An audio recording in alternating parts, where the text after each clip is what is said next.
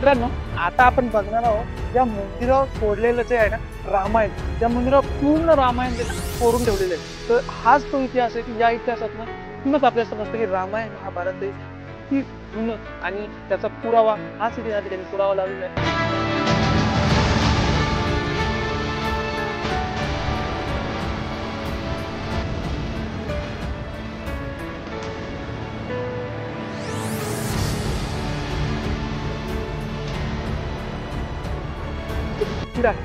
हा जो आहे विजयस्तंभ, ठीक आहे, हा विजयस्तंभ आणि मागे कैलास मंदिर। तर ह्या 20 रुपयाच्या नोटेवरती ह्या कैलास मंदिराची प्रतिमा आहे।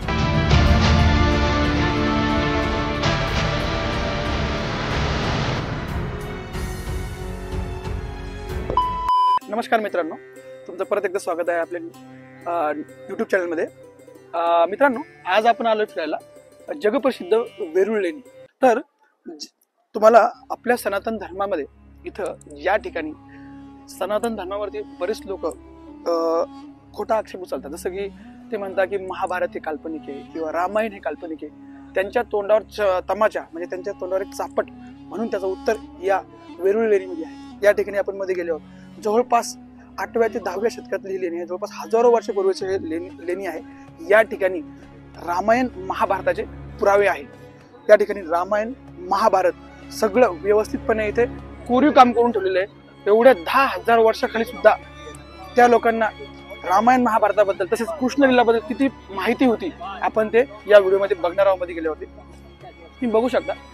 आपण हा वेरूळ लेणीमध्ये जेव्हा एंटर करतो, सर्वात पहिले मागे बघता हा असा एक परिसर आहे। या साईडला इथून तुम्हाला एंटर करायचं आहे। या ठिकाणी 40 रुपये पर पर्सन तिकीट आहे। तिकीट घेतल्यानंतर तुम्ही बघू शकता हा जो इंटरफेस समोरचा, ही वेरूळ लेणीतील मुख्य लेणी आहे। हे आहे कैलास मंदिर, ठीक आहे। इथं महादेवाचं खूप छान असं मंदिर आहे, पण मध्ये गेल्यावर बघणार आहोत। तर सर्वात पहिले इथे एंटर करण्यापूर्वी तुम्हाला इथली एक महत्वाची गोष्ट सांगतो की हा जे मंदिर आहे, जगातलं पहिलं असं मंदिर आहे की वरतून खाली कन्स्ट्रक्शन करण्यात आलं होतं। या मंदिराचं वरतून खाली त्याचं कोरीव काम करत हे मंदिर खालपर्यंत असं कोरलेलं आहे। म्हणजे जगातील पहिली एक वास्तू अशी आहे की ज्याचं काम हे वरून खाली करण्यात आलं आहे। बघू शकता मंदिरमध्ये एंट्री करताना स्टार्टिंगलाच या ठिकाणी बघू शकता मंदिराची जी पहिली वॉल आहे किंवा मंदिराची जी पहिली भिंत आहे, तो मंदिराचा जो एंट्रन्स डोर आहे त्या डोअरवरती किती छान प्रकारे नक्षीकाम केलं आहे। या साईडला बघू शकता गरुड देवता आहे। इथं बघू शकता वराह अवतारामध्ये विष्णू भगवान आहे। या ठिकाणी 2-3 कॉलम आहेत, त्याच्यामध्ये पण काही देवता असेल, पण सध्या ते त्यांची म्हणजे ती पूर्णपणे तिथं मूर्ती भग्न अवस्थेत आहे।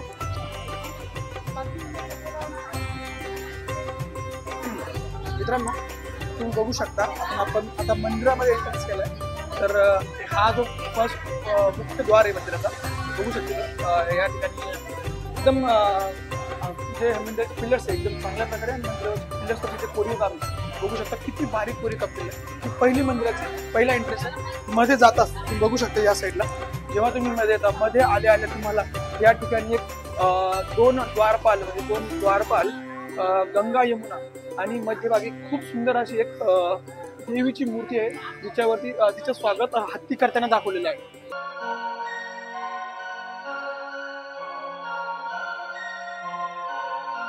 मित्रांनो, आपण आता बघता तुम्ही मंदिरामध्ये आलोय।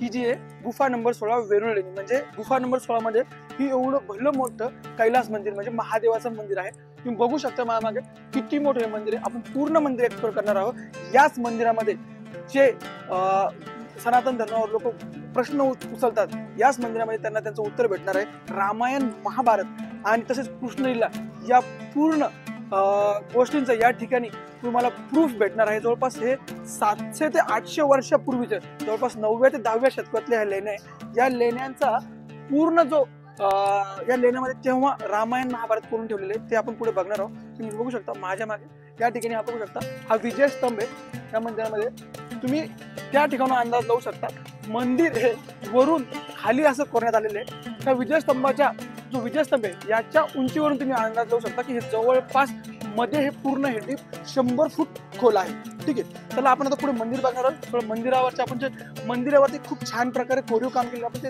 बघणार आहोत। या साईडला बघू शकता ही जी गॅलरी दिलेली आहे, ठीक आहे। जेव्हा मंदिर वरून खाली कोरण्यात आलं होतं, सर्वात पहिले मंदिर जेव्हा कोरलं, सर्वात पहिले मंदिर कोरण्यात आलं, त्यानंतर मंदिर कोरल्यानंतर तुम्ही या साईडला बघू शकता की एक जी गॅलरी दिलेली आहे, पूर्ण मंदिराला चारही बाजूला गॅलरीला वेढा दिलेला आहे. या गॅलरीमध्ये शंकर महादेव, विष्णू भगवान, ब्रह्मदेव यांच्या वेगवेगळ्या अवस्थेतल्या मूर्त्या लावलेल्या आहेत. आपण ते मध्ये जाऊन बघणार आहोत. ठीक आहे. त्याच्यानंतर तुम्ही बघू शकता या जे दिसतंय तुम्हाला, या असं दिलंय की या ठिकाणी हा डोंगर कट केलाय, हा भाग कट केला आणि याला पिलरचा सपोर्ट आहे, म्हणजे पिलरच्या सपोर्टमुळे हे टिकून आहे. तर असं काही नाहीये, कारण हा डोंगर ऍक्च्युली कोरत आणलेला आहे खाली, त्याच्यामुळे तुम्हाला तसं वाटतं. पण हे पिलर जरी नसले तरी ही जागा व्यवस्थित अशी राहू शकते. ठीक आहे. आता आपण या साईडला मध्ये जाणार आहोत. त्याच्या आधी आपण मंदिरावर केलेलं कोरीव काम बघणार आहोत. मित्रांनो, आता आपण बघणार आहोत या मंदिराच्या भिंतीवर कोरलेल्या विविध देवी देवतांच्या मूर्त्या. या इकडे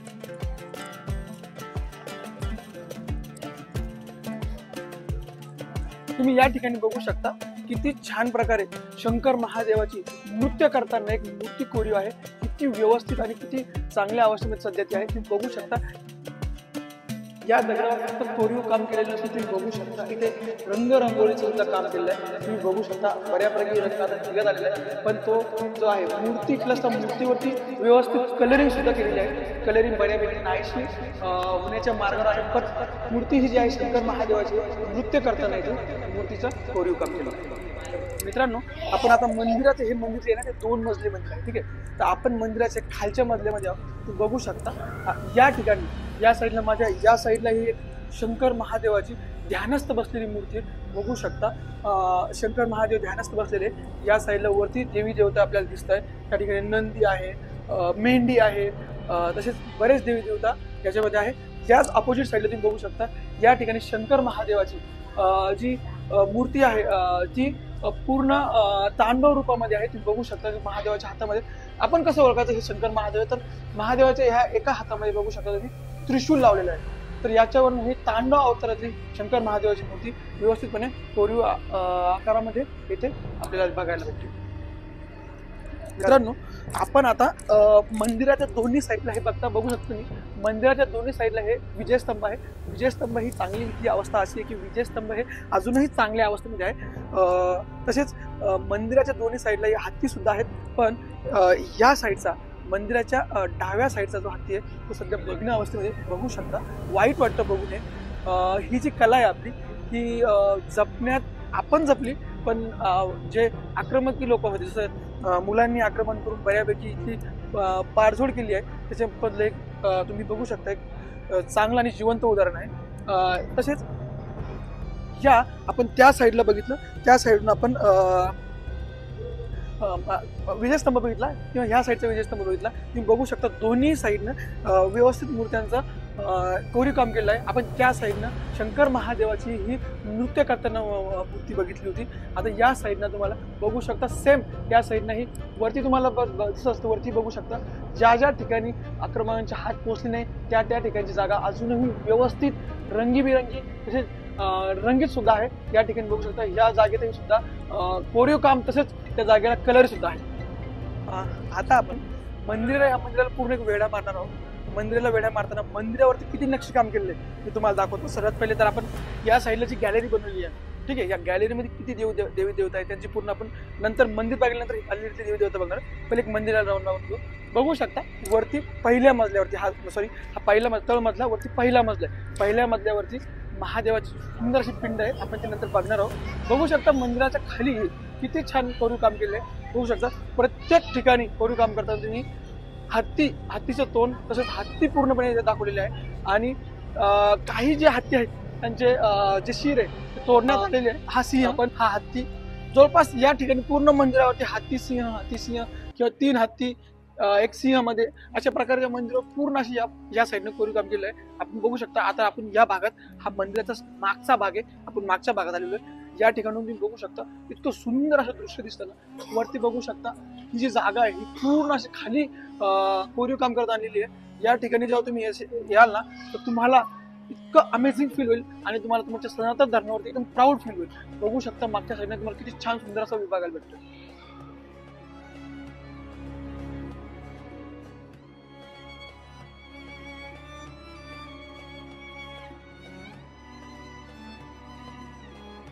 मित्रांनो, तुम्हाला एक गोष्ट दाखवण्याचा प्रयत्न करतो मी, तुम्हाला ती लक्षातच येईल. बघू शकता, हा एक कळस आहे, हा एक मंदिराचा कळस आहे आणि तो एक कळस आहे. 3-4 कळस आपल्याला इथे व्यवस्थित दिसतात. ठीक आहे, तुम्ही बघू शकता, तुम्हाला एकदम क्लिअरली कॅमेरा दिसत असेल की या मंदिराचा भार या हत्तीने घेतलाय, त्या मंदिराचा भार त्या हत्तीने घेतलाय आणि ह्या मंदिराचा भार या हत्तीने घेतलाय. म्हणजे या ठिकाणी जे दृश्य दाखवण्यात आले ना, एकदम परफेक्टपणे दाखवले. तुम्ही जर असं पूर्ण तुमच्या डोळ्यात सामावून जर बघितलं चित्र, पुढे गेल्यावरती आपण त्या साईडला तिथे पूर्ण रामायण केलेलं आहे. जवळपास हे मंदिर 700 जवळपास 9व्या ते 10व्या शतकातलं हे मंदिर आहे. ही लेणी आहे, तेव्हा कोरलेली आहे. विचार करा, त्या काळातल्या लोकांनी सुव्यवस्थित एकदम व्यवस्थितरित्या रामायण या मंदिराच्या भिंतीवर कोरलेलं आहे. आपण ते पुढे गेल्यावर बघणार आहोत. तसंच त्याचं मी पुढे तुम्हाला डिस्क्रिप्शन सांगणार आहे. तुम्ही वरती बघू शकता, वरच्या साईडला पण देवी देवतांची मूर्ती लावलेली आहे. तसंच त्या या भागात बघू शकता, त्या ठिकाणी नरसिंह अवताराची एक कोरीव कामाची मूर्ती आहे. इथे बघू शकता हत्ती, तसेच जे सिंह यांचे जे लढाई आहे, यांचं जे युद्ध आहे, या भागात दर्शनात आलेलं आहे. त्या ठिकाणी समोर आल्यावर तुम्ही बघू शकता, या ठिकाणी ब्रह्मा विष्णू महेश, ठीक आहे, तिन्ही देवतांचा अवताराचं इथे एक छान असं कोरीव काम केलेलं आहे. वरती बघू शकता, या ठिकाणी इथे वरतून देवी देवता बघताय आणि खाली ब्रह्मा विष्णू महेश आहे, हे इथे दाखवण्यात आलेलं आहे. पुढे आल्यावर तुम्ही बघू शकता, या भागामध्ये या ठिकाणी परत सेम आपल्याला सिंह, हत्ती यांचं कोरीव काम आहे. नंतर पुढे आल्यावर तुम्ही बघू शकता, ही जी वॉल आहे, ह्या वॉलवरती पूर्ण व्यवस्थितपणे रामायण या ठिकाणी डिस्क्राईब केलेलं आहे आणि आपण ते पूर्ण आता बघणार आहोत. कसं कसं तुम्हाला व्यवस्थित समजून सांगतो. मित्रांनो, आता आपण बघणार आहोत या मंदिरावर कोरलेलं जे आहे ना रामायण, त्या मंदिरावर पूर्ण रामायण जे ना कोरून ठेवलेलं आहे. तर हाच तो इतिहास आहे की या इतिहासात ना इथूनच आपल्याला समजतं की रामायण महाभारत हे किती जुनं आणि त्याचा पुरावा हाच इथे या ठिकाणी पुरावा लावलेला आहे. म्हणजे हे मंदिर जवळपास 9व्या ते 10व्या शतकातलं आहे आणि त्या टायमाला याच्यावर रामायण महाभारत कोरून ठेवलेलं आहे. तुम्हाला एक थोडंसं थोडक्यात सांगतो मी. स्टार्टिंगला तुम्ही बघू शकता, हे 8 पटेल, जवळपास 8 खाचे, 1 2 3 4 5 6 7 आणि 8, हे 8 खाच्यामध्ये पूर्ण रामायण त्याच्यामध्ये लावलेलं आहे. तुम्हाला दाखवतो, वरचा खाचा तुम्ही बघू शकता. वरच्या खाच्यामध्ये सर्वात पहिले राम आहेत, त्यांनी अयोध्या सोडून, जे बघता हत्तीवरती आहे बसलेले राम आणि सीता लक्ष्मण यांनी हत्तीवर बसून त्यांचं राज्य हे अयोध्या सोडलं. नंतर पुढे गेल्यावर बघू शकता, इथे एक नाव आहे, त्या नावेत बसून राम लक्ष्मण यांनी सरावी नदी पार करून त्यांनी त्यांचं राज्य सोडलं. पुढे गेल्यावर तुम्ही खाली बघू शकता, खाली हे दंडक वन अभयारण्य आहे, त्या ठिकाणी ते राहिले होते. त्या ठिकाणी त्यांनी तिथे त्यांनी त्यांची कुटीर तयार करून तिथे राहिले. नंतर तुम्ही तिसऱ्या पटेलमध्ये बघू शकता, त्या ठिकाणी जे रामाचे भाऊ लक्ष्मण जे आहे, त्यांच्या हातामध्ये एक बाण दाखवलेलं आहे. तर तिथे शूर्पणखा जी आहे, शूर्पणखाचं नाक हे लक्ष्मणाने कापलं होतं. त्याच्यामुळे तुम्ही बघू शकता, जो रावणाचं पुष्पक विमान आहे, त्याच्या ज्या रावणाच्या पुष्पक विमानाच्या आधी शूर्पणखा ही रावणाला सगळी स्टोरी सांगते की शूर्पणखासोबत काय काय घडलं ते सांगितल्यानंतर जे पुढच्या तुम्ही याच्यामध्ये बघू शकता की सीताला रावण हा त्या पुष्पक विमानामध्ये घेऊन जातोय. बघू शकता, ते व्यवस्थित पुष्पक विमान हे तुम्हाला व्यवस्थित बघायला भेटेल. तिथून ठीक आहे, पुढे गेल्यावर तुम्ही खाली बघू शकता, या ठिकाणी जेव्हा मग ह्या गोष्टी वानर सेनेला कळतात, तसंच यांना कळतात. या ठिकाणी 4थ्या पटेलमध्ये दाखवलेलं आहे की वानर सेनेमध्ये तसेच राक्षस सेनेमध्ये युद्ध झाले. खाली या 5व्या पटेलमध्ये तुम्ही बघू शकता, युद्धाची सुरुवात झाली. या साईडला तुम्ही फक्त वानर सेना दिसते. या ठिकाणी हा इकडे हनुमानाचा तुम्हाला 5व्या पटेलमध्ये बघू शकता, हनुमान दिसतात सगळ्यात पहिले, मागे हे माकड सेना दिसते आणि या साईडला ही राक्षस सेना दिसते. ठीक आहे, तिथून पुढे त्याच्यानंतर खाली तुम्ही बघू शकता, या ठिकाणी रामाने हनुमानाला सीतेला बघण्यासाठी, त्याच्या सीतेचा शोध घेण्यासाठी रावणाच्या लंकेत पाठवलं होतं. तर तो जी अशोक वाटिका आहे, ज्या वाटिकेमध्ये ज्या सीतामातेला भेटण्यासाठी हा हनुमान गेला होता, ती अशोक वाटिका या साईडला दाखवलेली. पुढे गेल्यावर बघू शकता, जे रावणाचे जे राक्षस आहेत ते हनुमानाला कैद करून आणतात. तिथे बघू शकता ते की आपण बघितलेली ती स्टोरी रामायणामध्ये की रावणापेक्षा हनुमानाची उंच जी सिंहासन असावं म्हणून हनुमानाने स्वतःची शेपूट गुंडाळून पूर्ण उंच सीट केलं होतं, ते दाखवतं. तर ते सुद्धा इथं तुम्हाला व्यवस्थित बघायला भेटेल. त्याच्यानंतर तुम्ही खाली बघू शकता की नंतर मग युद्धात रावणाचा म्हणजे युद्धाला ललकारला गेलो होतो, तर त्या ठिकाणी खाली बघू शकता लंकेमध्ये जाण्यासाठी इथं वानर सेनेने हातामध्ये पूर्ण बघू शकता असे दगड उचलून घेऊन चालले, आणि इथे बघू शकता या कोपऱ्यामध्ये दाखवले समुद्रामध्ये दगड टाकून पूल तयार केला, आणि शेवटचा जो पटेल या पटेलमध्ये दाखवलेलं आहे की या ठिकाणी युद्ध झालं आणि शेवटी आपला रामाचा विजय झाला. तर बघू शकता खूप वर्षापूर्वी या ठिकाणी रामायण पूर्णपणे व्यवस्थित करून ठेवलेलं आहे. त्या साईडला महाभारत आहे, तुम्ही कृष्ण लिहिला आहे, आपण ती सुद्धा बघणार आहोत. तर हाच तो जो प्रूफ आहे की लोक म्हणतात रामायण काल्पनिक आहे, तर ते काल्पनिक नसून खूप वर्षापूर्वी या ठिकाणी त्याचं चित्रीकरण केलेलं आहे.